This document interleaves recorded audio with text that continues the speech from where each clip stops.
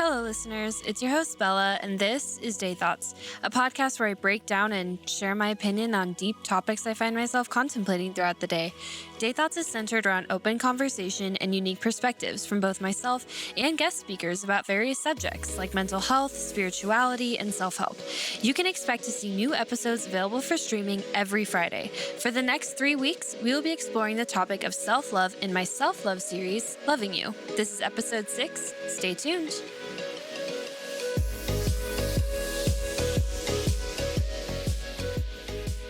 Hello, everybody. Welcome back. Thank you for tuning in today. This is episode 6 of my 8-episode self-love series. So, it's pretty exciting. I mean, I'm a little bit sad to be this close to the end because I love talking about self-love and it's just been fun, but there's better things to come. Not better things, but more exciting things as well. So trust me, you will not be disappointed. But really fast, I do just want to say that since it's the season of Valentine's Day, happy Valentine's Day. I hope that you're taking this season of love to not just love on others, but to be loving on yourselves. And finally, I am going to be talking about stable relationships today. So, what is a healthy relationship? Why is it so important? How can you detect signs of a bad relationship? And what do you do once you realize that you are in a toxic dynamic? All of those questions will be answered by just me today. I do not have any guest speakers. So anyways, sit back and tune in. So, healthy relationships. Why are they so important? Why is it not only a desire, but a necessity? Well, I'm glad you asked. Healthy relationships, I think I don't really need to spend a bunch of time explaining just because you guys know, what it feels like. It's good for your being as just in general, it motivates you. It inspires you. You feel loved and supported in everything that you do. And you can have somebody to share memories with, I'm somebody who I enjoy my company. I'm a great time. But I have had times in my life where I'm doing something, even if it's with a group of people, and I'm just like, wow, if this person was here, this would just really bring the moment together.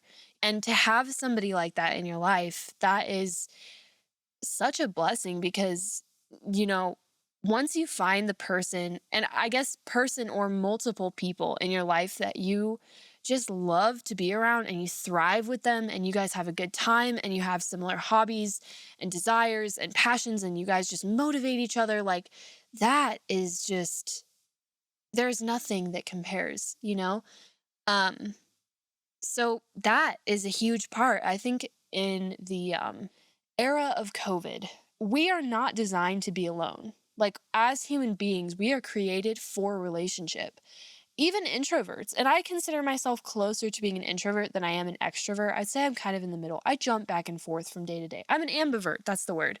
Sorry if I mispronounced that. But anyway, as human beings, we were never meant to do this thing alone. And that's why we feel so empty and sad. And, this darkness weighs over us when we don't have any kind of healthy connections or legitimate, real, raw relationships with people. Healthy relationships are important, and not just healthy relationships, but relationships in general. Spending your entire life by yourself is just not healthy. And I think with quarantining and everything, it just kind of became more of a priority to make sure that we are all healthy and safe. But I don't think, until at least a year in, that people were starting to realize the effects of being alone all the time. And it's staggering. Look up the statistics of depression and anxiety rates for people that are alone. It proves my point. It brings it home. Relationships are critical, but healthy ones especially, because while healthy relationships will build somebody up and encourage them and motivate them and give them a source of joy in their life, toxic relationships will do the exact opposite. And when you're in the midst of an unhealthy, toxic dynamic, it can be really hard to detect. I'm somebody who's very protective of myself, And even I've been surprised looking back at times and I'm like, wow, I didn't see that. Like, I didn't see how I was being treated by that person. And it's like, it's possible to have rose colored goggles in any kind of dynamic. Having relationships with people and the quality of that relationship can really determine a lot about the kind of person that someone becomes. And that sentence is kind of loaded because it's so broad, but I guess I can kind of explain with like a vague example, like somebody who grows up in a loving household where their parents support them and encourage them. That kid generally will grow up to be more confident in themselves and in their abilities. Whereas a kid who grows up in a toxic household that's the polar opposite of the home I just described, that child can absolutely reach a point where they are confident and they do love themselves, but it's a way, way more challenging journey. I go back to the household because that is one of the most important environments where a child grows up. But there's other aspects, like school,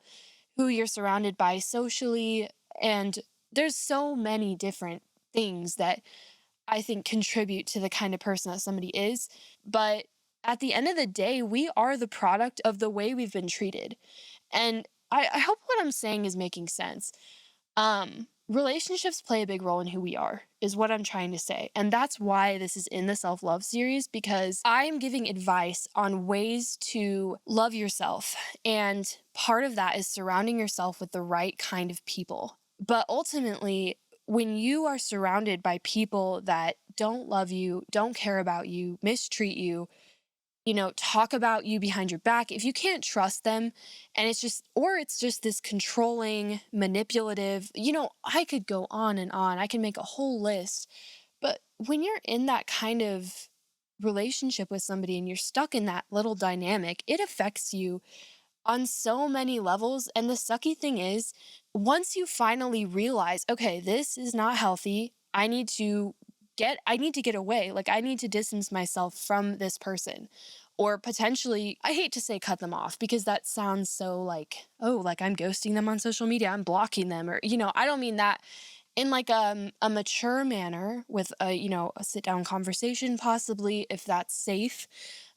Once you are through with it, you now have to work through everything that you went through in that relationship so that you don't carry that weight. You don't carry that baggage with you in life, for one, and you don't carry that baggage into future relationships. People who have had untrustworthy friends, maybe somebody that they thought they could trust turned around and backstabbed them. Maybe they have a hard time trusting new people and opening up to new people. At the end of the day, it's so important to recognize patterns that are unhealthy and abusive or toxic, just so that you can get out of it as quickly as possible. And it's also important, as someone who may care about someone else, to alert them when you're seeing red flags. Obviously, it's not up to you. You can't control them. But what I mean is, if you're seeing that someone you love is being mistreated by someone else, it's important that you bring that up to them because, in the past, I have not seen things until someone else told me, someone that cared about me that I knew I could trust was saying, hey, I'm seeing some red flags here. Did I listen? No, I did not, but I was told nonetheless. And so it's important to do that for people you care about.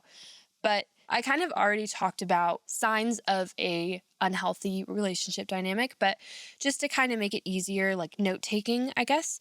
Um, if it hurts your self-esteem, if it causes you to feel negatively influenced, like if you are pressured into doing things, or I guess the better way to say that is people that aren't on the same page as you, I guess, they don't have the same mindset or goals about important things in life.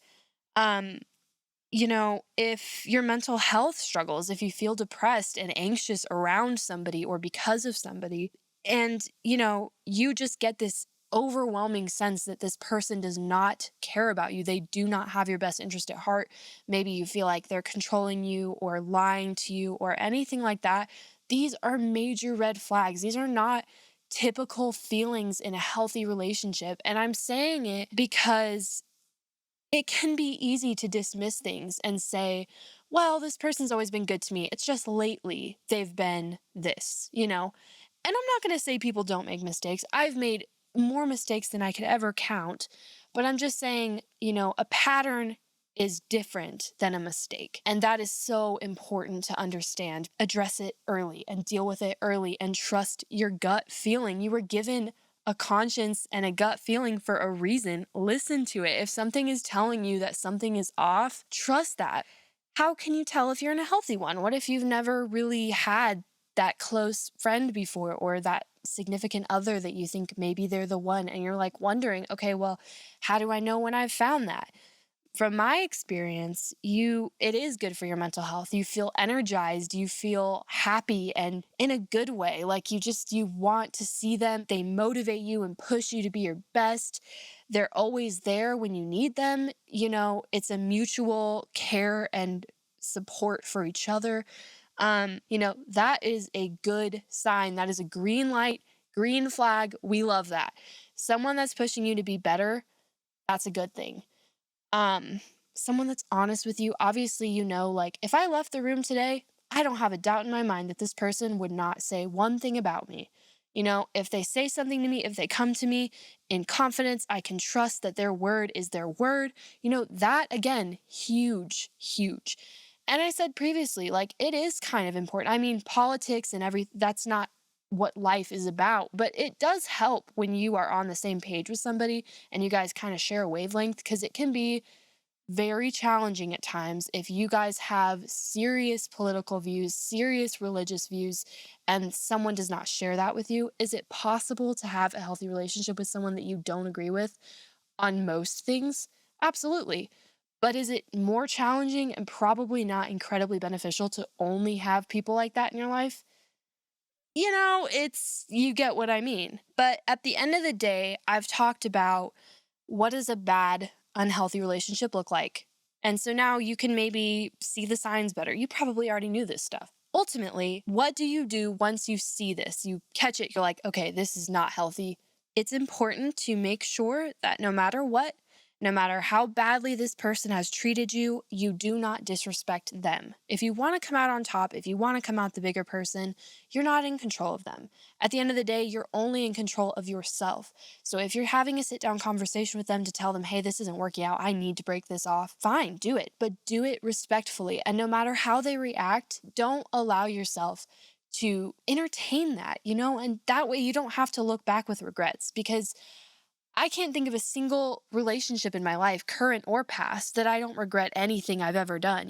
It's not possible to be perfect. But what I'm saying is, when it really comes down to it, you don't want to look back with regrets and say, wow, okay, maybe I mistreated this person too.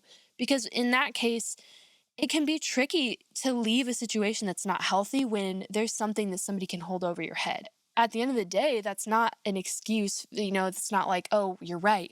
Well, because I lied to you, now I can't end this friendship when you've now lied to me a million times since then. It's just super important that you hold yourself to a higher standard, no matter how that person is treating you or reacting to you. Also, I would say before you approach the situation, make sure that your mind has been made up, because manipulative people have the ability to turn a situation and make you question yourself. So if you go into the conversation saying, okay, I know for a fact this is toxic, this is unhealthy, I need to get out, go in with that mindset and do not let anything change that. In this case, if somebody was apologizing, they had seriously messed up and they truly loved you and cared about you and truly just wanted a second chance, that is completely different. But someone that has proven that no matter how many chances you give them, it doesn't matter to them, they will kick it to the curb and do it again. Okay, you get what I mean? There's a difference. But I promise you, when you look back, you will not regret taking the high road. When you realize that you're in a healthy friendship, a healthy relationship that's building you up, foster it, take care of it, address things, don't let little things get under the surface, because it is possible to lose someone that's really good for you over really stupid, petty stuff. You know what I mean? Like, just don't let that kind of stuff get in between you guys. Be sure to, reciprocate the energy, love back, support back, give the same energy that you want to receive. And if you do that, you can pretty much ensure that those relationships will stay intact, and it's important to have those relationships. So yeah, that is enough of me, talking like an expert. I'm not an expert, obviously. This is just advice that I've learned from so many wise people in my life. This is some advice from what I've picked up along the way. And a lot of it is scripture based because I am a Christian. I do have faith and I do believe that God's way of doing things is the best way of doing things. So, of course, I'm always going to encourage peacemaking, but also having enough respect for yourself to kindly exit a situation that sucks. Anyway, that's enough of that. I hope that you guys enjoyed this episode. I hope that it was helpful to you. And if not, I hope it was at least entertaining. Next week, I'm going to be talking about overcoming societal standards, which is, oh man, I cannot wait. And I do have a guest speaker with me on that episode, literally the perfect person for this. So stay tuned for that. Thank you guys for listening in today, and I will see you next week. Bye.